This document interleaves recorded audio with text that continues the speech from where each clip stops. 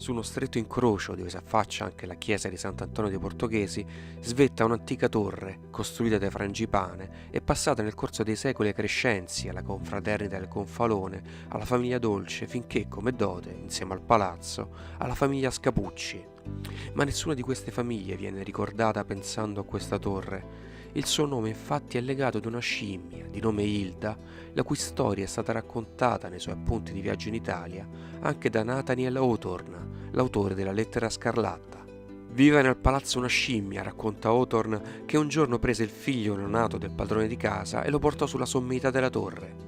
Cullava il bambino tra le braccia, come aveva visto fare la nutrice tante volte. Il pianto dell'infante fece accorrere molta gente in strada e le urla avevano ottenuto solo l'effetto di spaventare la scimmia, che si guardava bene dallo scendere.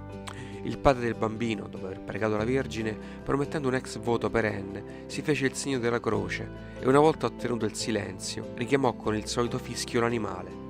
La scimmia, posato il bambino, si calò giù dal pluviale per andare verso il padrone, tra le urla di gioia della gente che gridava al miracolo. Sulla sommità della torre, davanti a una statua della Vergine, una lampada è perennemente accesa da allora. Non fu mai spenta, nemmeno di fronte alle norme di oscuramento durante la Seconda Guerra Mondiale.